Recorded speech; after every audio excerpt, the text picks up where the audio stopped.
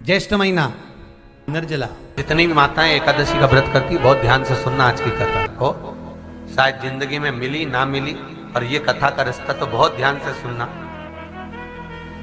स्कंद पुराण यहां तक कहती है कि इस कथा के चरित्र को जो श्रवण कर लेता है उसको 26 एकादशी करना भी नहीं पड़ती। इस एकादशी की केवल ये कथा सुनकर ही वो तर जाता है।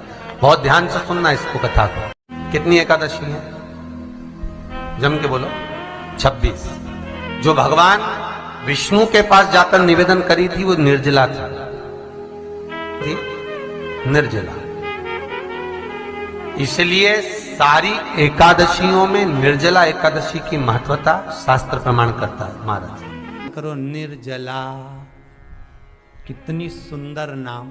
अब नाम इतना सुंदर है तो एकादशी कितनी सुंदर होगी। अब एकादशी इतनी सुंदर होगी तो जिस दिन तुम व्रत करोगी एकादशी का तो तुम कितनी सुंदर होगी। मतलब भगवान कितने प्रेम से स्वीकारेगा कि इसका हृदय कितना सुंदर है। ऊपर की सुंदरता मत देखो साहब, व्रत करने से भीतर की सुंदरता आप प्रकट की।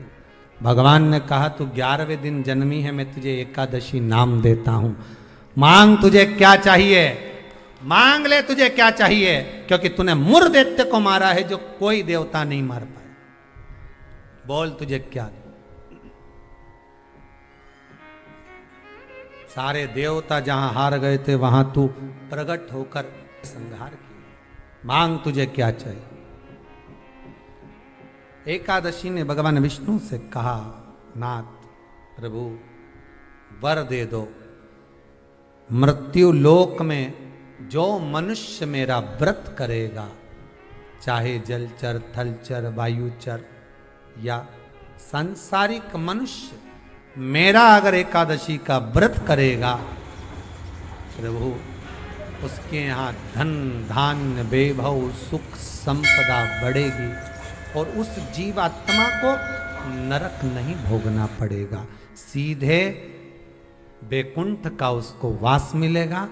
जब जीव आत्मा को लेकर चला जाएगा, यम के दूत जब बंदी बनाकर ले जा रहे होंगे उस जीवात्मा को जिसके प्राण छूटे होंगे, यम के दूत जब बंदी बनाकर ले जा रहे होंगे, तब मुझे वर दो कि मैं इसका हाथ पकड़कर बेतरनी से पार उतार कर सारे नरकों से निकालती हुई आपके धाम में लेकर आऊं।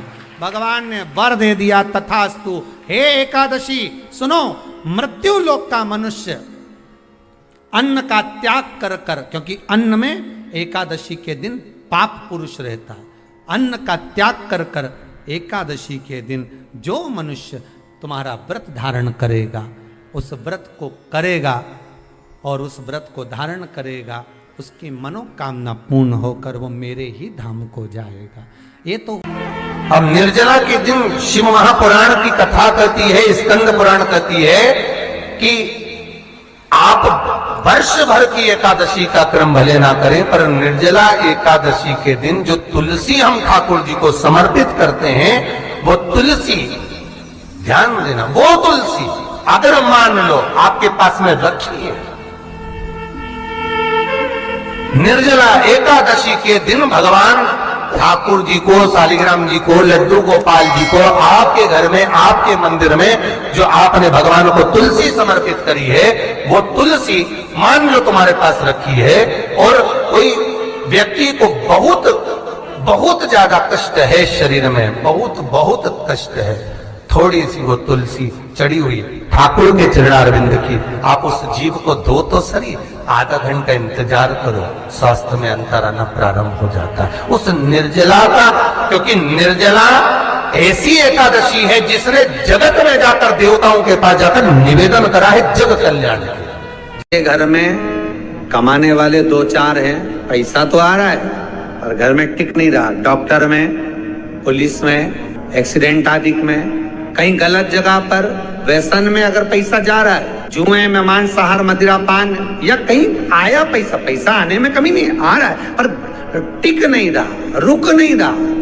कोई मांगने आ गया, दे दिया, फिर वहां से अपने पास नहीं आ रहा, अपन कह रहे हैं भैया हमारा पैसा लौटा दो, नहीं आ रहा। तो महाराज शिव महापुराण की कथा कहती है, एकादशी के दिन गंगा के जल में मात्र 7 बेलपत्री डालकर जो नंदीश्वर भगवान अर्थात जो शंकर जी के शिवलिंग के सामने नंदी होता है, उस नंदी के चरण पर गंगा का जल चढ़ाकर बेलपत्री शिव पर समर्पित कर देता है, उसके घर में रुपया रुकना चालू हो जाता है। फिर वो गलत जगह पर नहीं जाता, गलत स्थान पर वो धन जाएगा ही नहीं। बेटा अगर व्यसन में पड़ा हुआ है, मदिरापान में पड़ा हुआ है, मांसाहार में, जुए आदि में जा रहा है, तुम्हें लग रहा है कि मेरा बेटा गलत मार्ग पर जा रहा है, ये मित्र दोस्ती गलत हो रही है, वो सही जगह पर जाए।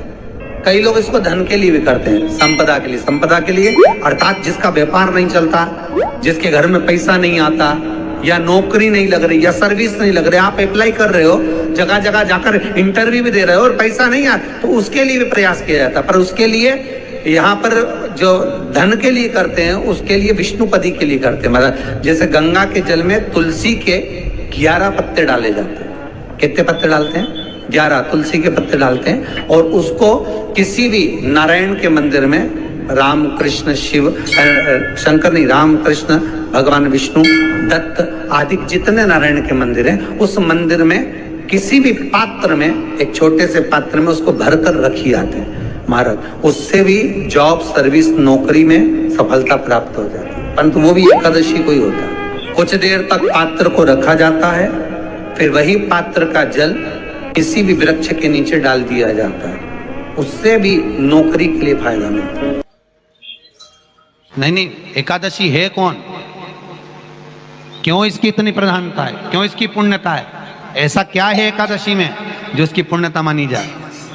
कौन है ये जो भगवान नारायण तक एकादशी का व्रत करते हैं? सुभद्रा जी को भगवान जगन्नाथ ने, जगदीश ने एकादशी का व्रत कराया था। बद्रीनारायण भगवान को माता लक्ष्मी ने एकादशी का व्रत कराया था। क्यों? चंद्रायण एकादशी व्रत की माता। एकादशी है कौन? तो कहा जिसको व्रत करने पर भगवान नारायण भी जिसका व्रत करते हो, भगवान माता लक्ष्मी जिसका व्रत करती हो, वो एकादशी है कौन? तो शास्त्र वर्णन करता है महाराज, स्कंद पुराण का सुंदर चातुर्मास्य खंड के अंतर्गत वर्णन आया है महाराज। एक बार भगवान विष्णु आनंद में विराजमान थे, पद्मावती और माता लक्ष्मी दोनों उनके पास में विराजी हुई थी। भगवान लक्ष्मी और पद्मावती दोनों बैठी, एक सिर के पास, एक चरण के पास। कुछ समय बाद वहीं पर ब्रह्मदेव का आगमन हुआ, और ब्रह्मा जी आगमन पाकर भगवान नारायण पद्मावती से लगकर उठे और उठकर लक्ष्मी की ओर झुके। झुकने पर इन तीनों के समागम से भगवान नारायण के हृदय चित्त से एक कन्या प्रकट हो गई। उस कन्या का नाम एका था। क्या नाम था? एका। अब 10 उसके गुण इतने प्रबल थे, वो 10 गुण उसके बड़े प्रबल थे कि वो एका जिसको निहारती थी उसको संपदावान बना देती थी, जिसको देख लेती थी उसके जीवन में वो आनंद की अनुभूतियां करा देती थी। एका जिस मार्ग से जाती थी उस मार्ग के द्वार खोल देती थी। एका का पुण्य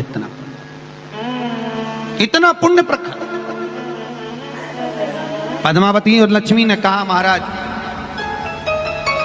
ये बेटी आपके द्वारा निर्मित हुई है, इसका कन्यादान करना चाहिए। हमारे यहाँ हिंदू धर्म में रीति है, जिस दिन कन्यादान करा जाता है उस दिन व्रत रखा जाता है। अब आजकल रखते कि नहीं रखते हो मालूम नहीं, पर कन्यादान करते समय व्रत रखा जाता है। व्रत रखा तो निर्जला पहुंची है, और निर्जला ने जाकर भगवान नारायण से निवेदन करा। भगवान विष्णु ने पूछा क्या बात है निर्जला, आज तुम खेलती हुई यहां पर आकर खड़ी हो गई, क्या हुआ? क्या है?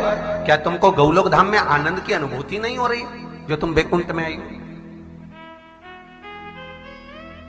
निर्जला घूमती घूमती भगवान के सम्मुख में पहुंच गई। भगवान ने पूछ रहे हैं, बार बार पूछा, निर्जला हुआ क्या तुमको?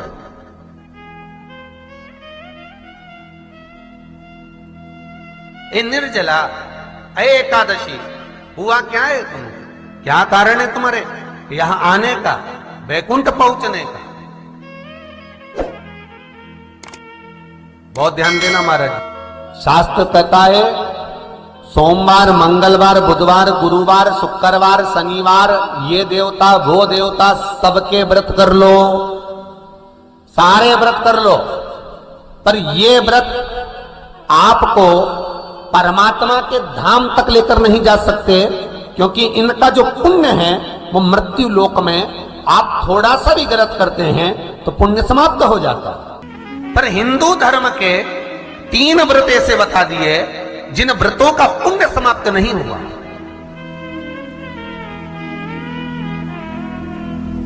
हिंदू धर्म के 3 व्रत ऐसे हो गए जिनका पुण्य समाप्त नहीं हुआ महाराज। क्यों? जिनका पुण्य प्रबलता में बढ़ता गया। पहले नंबर पर एकादशी, दूसरे नंबर पर प्रदोष और तीसरे नंबर पर शिवरात्रि। सबसे पहला नियम एकादशी व्रत का सबसे पहला नियम है कि आप जिस दिन व्रत करो उसके एक दिन पहले भक्ति का संचार इस हृदय में कर लो। भक्ति का संचार इस हृदय में कर लीजिए। जिस दिन आप व्रत करो, जैसे एकादशी का व्रत कर रहे हो तो दशमी के दिन शाम का समय जब आवे, रात्रि जब होने लगे, शाम का समय आवे और रात्रि का आप जब भोजन ग्रहण करो तो उस भोजन में कोई ऐसा पदार्थ ग्रहण मत करिए जिस पदार्थ के कारण आपकी एकादशी बिगड़ जाए।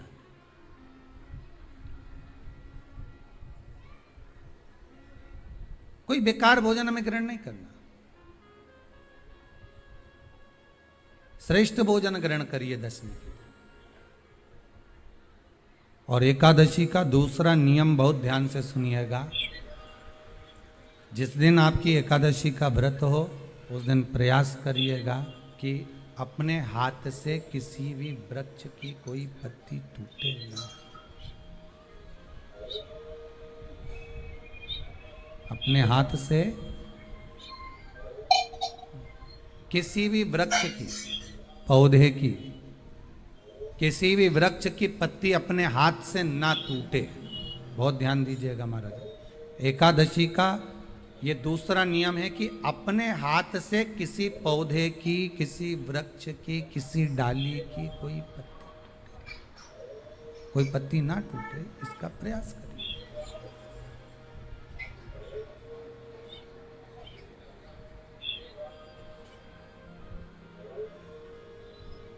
कितना सुंदर व्याख्यान कहा है, कितना सुंदर वर्णन है महाराज कि मात्र एकादशी का व्रत कर लेने पर, मात्र एकादशी का व्रत कर लेने पर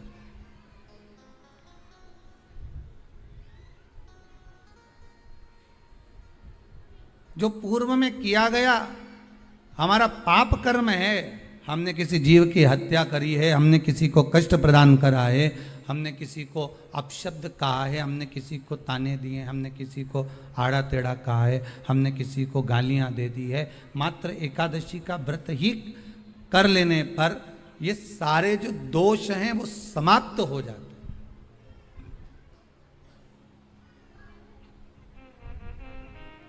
सारे दोष हमारे समाप्ति पर आ जाते हैं।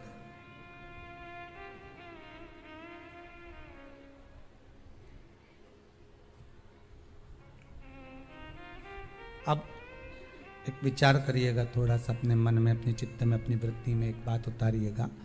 एक अपने मन में एक बात को उतार कर रखिएगा कि आप अपने पाप को, अपने पाप कर्म को जिस दिन छिन्न करने वाले हो, समाप्त करने वाले हो, अपने पाप को आप जिस दिन समाप्ति पर लेकर जा रहे हो, तो उसके एक दिन पहले आपको प्रसन्नता होना चाहिए कि नहीं होना चाहिए कि कल मेरा पाप कटने वाला है, कल मेरा पाप समाप्त होने वाला है।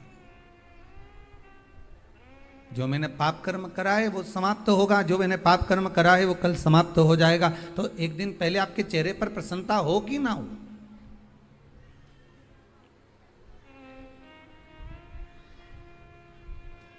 और चेहरे पर वो प्रसन्नता आपके आना चाहिए कि कल मेरा एकादशी का व्रत है, आज दशमी है, कल एकादशी का व्रत है, तो कल मेरी जब एकादशी का व्रत रहेगा तो मेरा ना जाने कितना कितना पाप, कितना असत्य, कितना झूठ, कितना प्रपंच वो समाप्त हो जाएगा। इसमें मुझे प्रसन्नता हो, इसमें मुझे आनंदता हो।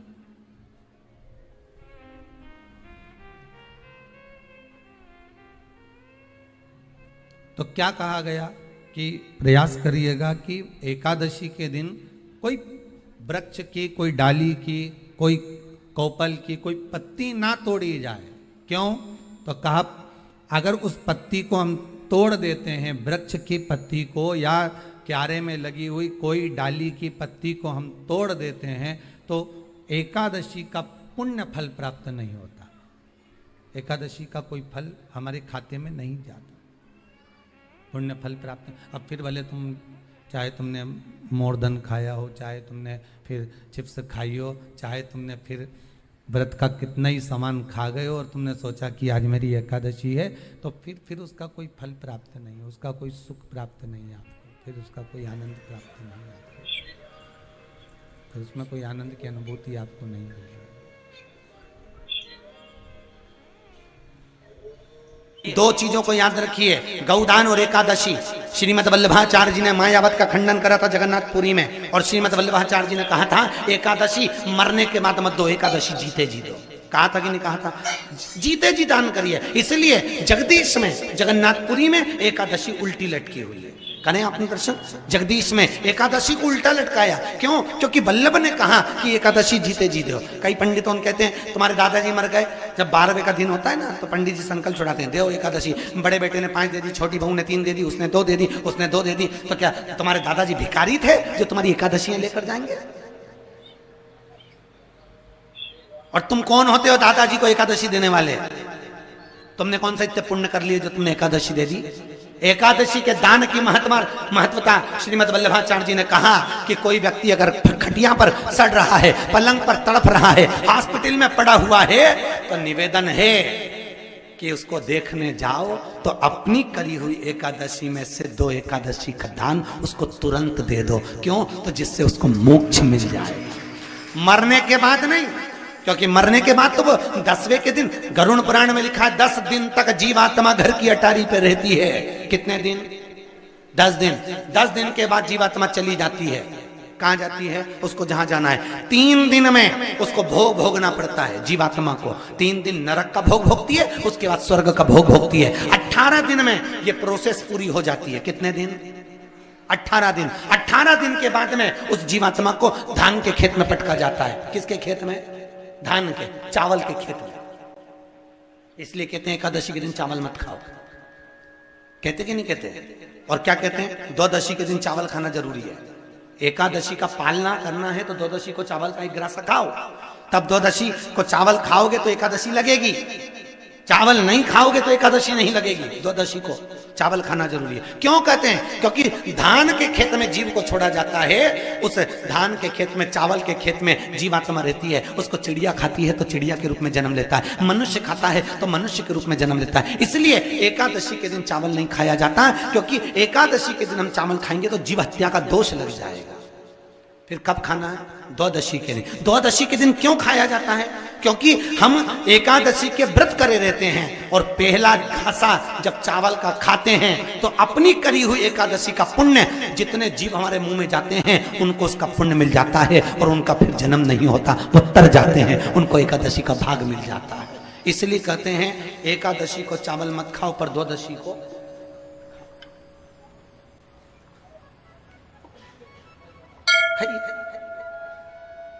10 दिन तक जीवात्मा है। और आपने एकादशी कब दान दी? बोलो जम के। 12वें के दिन, 13वें के दिन आपने एकादशी का दान दिया, वो मिली उनको? अरे बोलो अच्छे से। कई तो अभी तक कर रही होगी, हमारे दादाजी के निमित्त की कर रहे हैं, कर ले।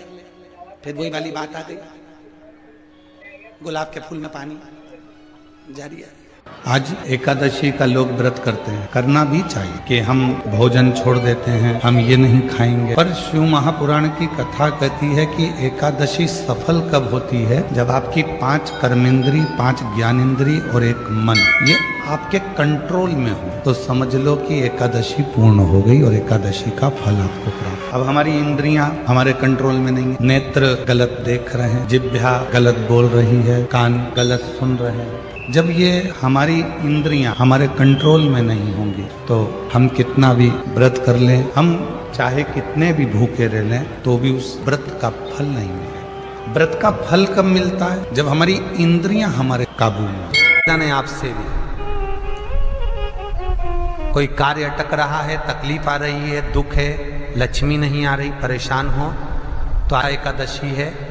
108 बेलपत्र की, जो बेलपत्र होते हैं उसकी, इसको छेद तो करते नहीं है सुई से, बेलपत्र की डंडी को बांधते जाओ 108 बेलपत्र की माला बना लो और माला बनाकर भगवान शंकर के गले में, शंकर के शिवलिंग को जो चढ़ा देता है उसकी मनोकामना भगवान शंकर पूरी कर देते हैं।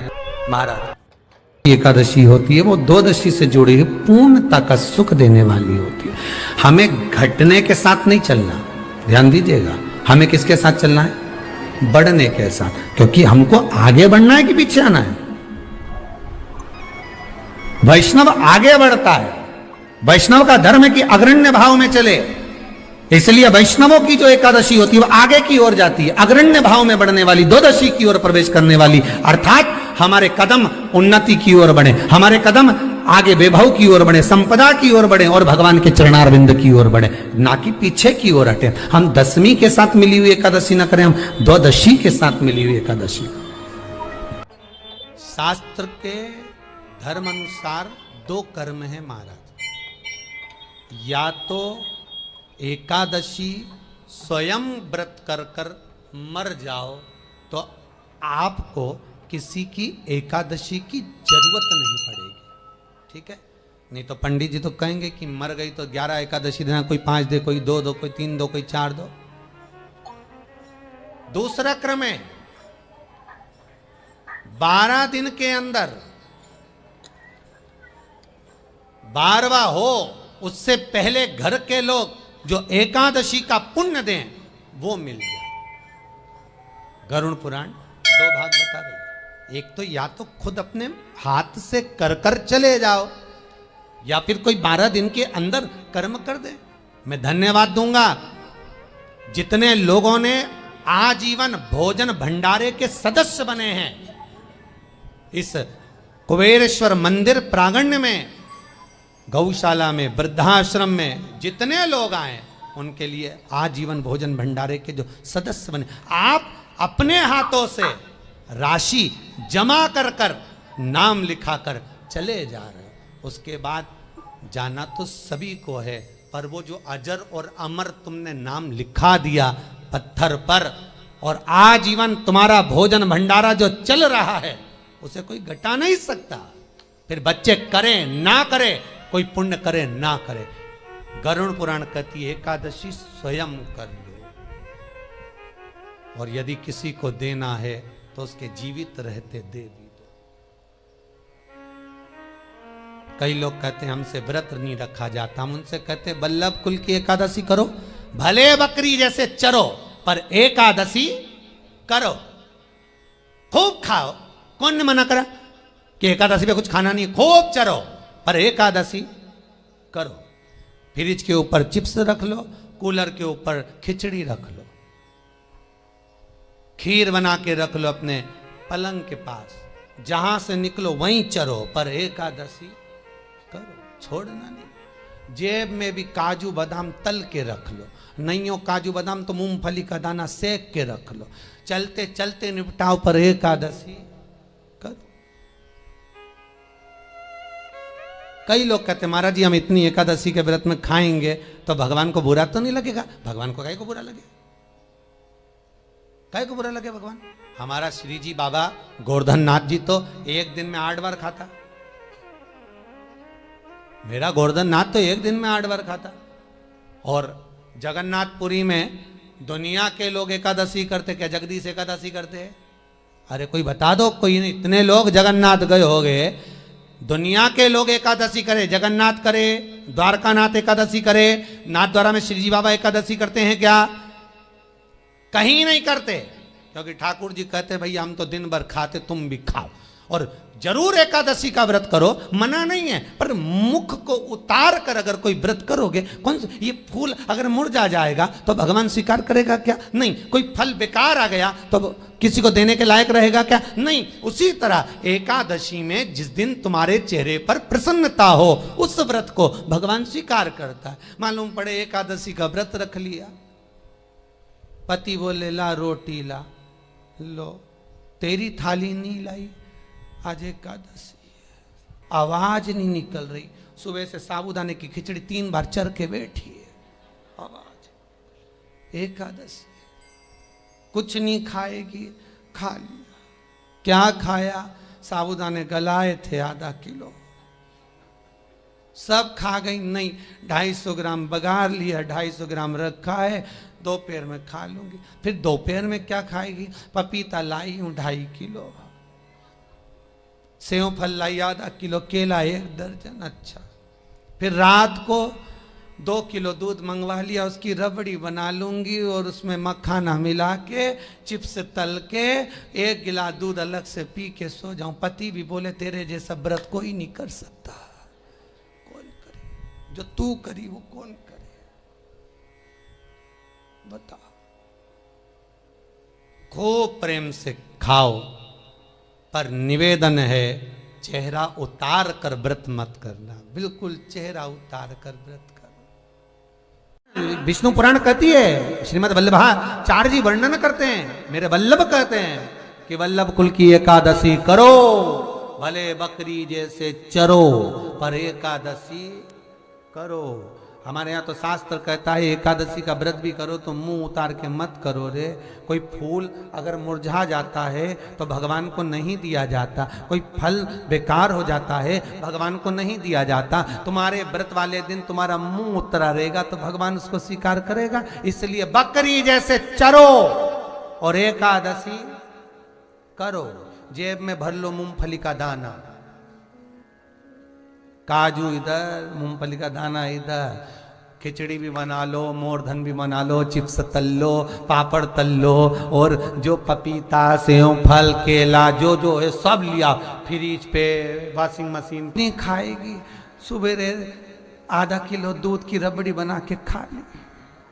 तो पति मन में सोचा फिर भी आवाज नहीं निकल रही, फिर अभी क्या खाएगी? खिचड़ी बनाई है और बादाम तल ली थोड़ी सी, और आधा किलो पपीता रखा था वो कतर लिया, और थोड़ा सा रायता बनाया बादाम का। अच्छा ठीक है, और चिप्स तल ली, और आलू भी तले हैं, ठीक है।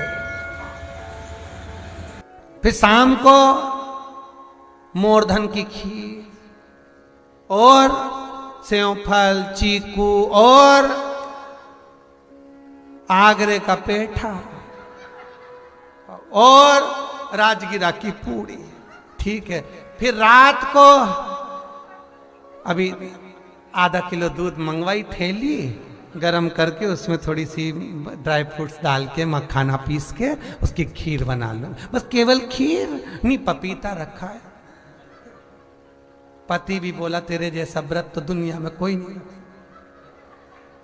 दंडवत है ऐसी एकादशी माता को जो इतनी जोरदार एकादशी करी है। फिर पूछा किसने बताई? सियोर वाला महाराज, याद रहे। फिर तो पति भी बोला खूब चरो, एकादशी करो, कौन मना करे, प्रेम से करो। श्री शिवाय नमस्तुभ्यम, हर हर महादेव। पूज्य गुरुजी ने इस वीडियो में निर्जला एकादशी के विशेष उपाय और कथा बताए हैं। निर्जला एकादशी सभी एकादशियों में सबसे बड़ी मानी जाती है। इसका विशेष फल मिलता है। 26 एकादशियों को व्रत करने का जो फल प्रदान होता है वो एक एकादशी निर्जला एकादशी के व्रत करने से ही मिल जाता है। इसलिए आप सभी को निर्जला एकादशी का व्रत अवश्य करना चाहिए। अगर आप व्रत नहीं कर सकते तो उस दिन कथा को अवश्य सुने, निर्जला एकादशी की कथा अवश्य सुने और शिव महापुराण भी अवश्य सुने। भगवान भोलेनाथ, राधा कृष्ण जी की और भगवान विष्णु और नारायण की कृपा आप पर अवश्य होगी। निर्जला एकादशी के दिन आप ज़रूरी नहीं है आप कुछ खाएं पिए, उससे ज़रूरी नहीं है कि जिससे नहीं रहा जा सकता वो एक समय फलाहार करके भी निर्जला एकादशी का व्रत कर सकता है। निर्जला एकादशी के दिन आपको भगवान भोलेनाथ की अवश्य ही पूजा अर्चना करनी चाहिए। वीडियो को अच्छे से देखकर समझकर इन उपायों को आपको अवश्य करना है। वीडियो अच्छी लगी तो like share and subscribe, comment में श्री शिवाय नमस्तुभ्यम, हर हर महादेव अवश्य लिख देना। जाते जाते चैनल को सब्सक्राइब अवश्य कर देना। जय श्री राम, हर हर महादेव, जय श्री महाकाल।